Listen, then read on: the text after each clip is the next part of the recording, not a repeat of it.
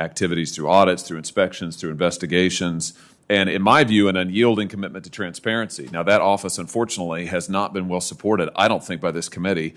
In fact, various members have tried to shut it down multiple different times. Let me ask you this. In the aftermath of the botched withdrawal from Afghanistan, it is my view it's more important than ever that SIGAR be able to perform its duties in an independent manner, and I underline and emphasize independent, without interference. So do I have your commitment to ensure that SIGAR is able to continue doing its work free from interference from anybody, including your office, if you are confirmed? Senator Hawley, I'm not familiar with all the background you described, but I can tell you that I've spent my entire time in the IG community working with other IGs collaboratively to try to advance oversight. So whether that's with SIGAR or other IGs who might have interest in that very important space, I would anticipate working collaboratively as appropriate. That's not quite the answer I'm looking for. I want a commitment from you that SIGAR will be able to do its work free from interference from your office if you're confirmed.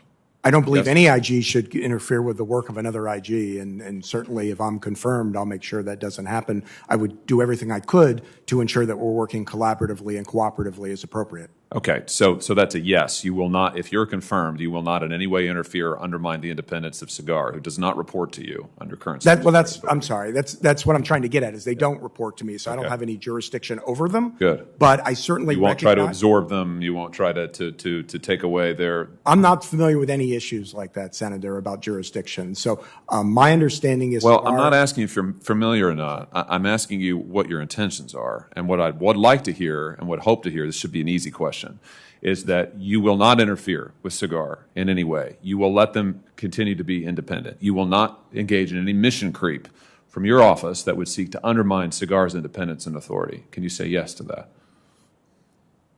I certainly would not do anything, yes, that would interfere with the independence and operations of another IG. When you talk about mission creep, I just want to be completely clear. There are many times in the IG community are issues regarding who's going to work on what, right? And so what I'm committing to you to do is that if there are such issues, I would work with the other IG, with my team and with their team, to determine what the right result is. So I'm not in a position to give you any more specific answer, but that's the way I've always worked in the IG community, and if I'm confirmed, it's the way I will work. Let me ask you this. Do I have your commitment to support this committee's efforts and others' efforts to fully investigate DOD's role in the disastrous Afghanistan withdrawal, including by, this is the important part, conducting your own investigation, sharing data, and any other relevant measures? Would you commit to working with us?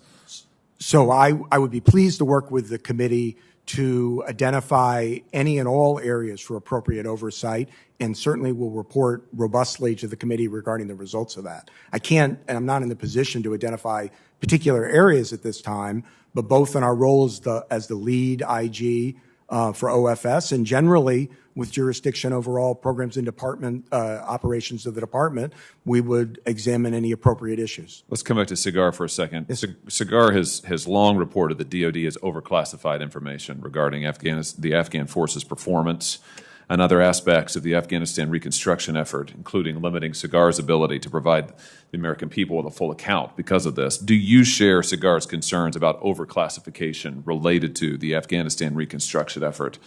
And now that effort has ended, would you support efforts to declassify as much of that information as possible?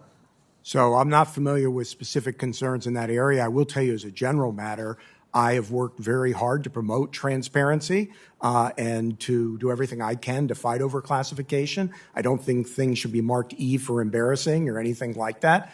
As I said, we've gotten good support at NSA and our oversight work there. And if I'm confirmed, I'm going to keep working to promote transparency. So when it comes to SIGAR's specific concerns about overclassification over a period of years and decades, you're not familiar with that? You don't have a view on that? No, and nor do I believe it would be appropriate for me to express one. I haven't been confirmed. But if I'm confirmed, I certainly will look into the issue, and I'll commit to you that we'll do the right thing on it. And happy to engage with you on any specific issues. Well, are you concerned, when you say you don't think it would be appropriate to express a view, I mean, are you willing to express a view on the dangers of overclassification? I mean, here's what I'm getting at. I've heard multiple members of this committee since the fall of Afghanistan say that it's unbelievable that we didn't know that the Afghan security forces were so badly prepared. I mean, who could have thought that they would have collapsed in the fashion they did? I tell you who could have thought it, SIGAR. Why? Because they issued report after report saying that the Afghan security forces weren't appropriately trained, that they weren't prepared, that the Pentagon was making it difficult for SIGAR to get any information, that DoD kept changing the metrics by which to assess the readiness of the Afghan security forces. SIGAR has warned for years that what would happen in Afghanistan is exactly what did happen. So I think it's important that that entity be able to get the information it needs and actually report to the American people. Because frankly, I think the American people were pretty much lied to for years by multiple administrations, unfortunately, multiple administrations of both parties, unfortunately. So I'm pretty concerned about this issue. And what I'd like to hear from you is a commitment to say that you think that overclassification is a real problem, that you're going to work with SIGAR to make sure that they can get the classified material that they need, and that ultimately we make as much of this material as possible to the American public, available to the American public. Can you commit to that? Senator, I am committed to doing everything I can in my current job, and if I'm confirmed in a future job as the DoD IG, to fighting overclassification and ensuring that all appropriate information is out.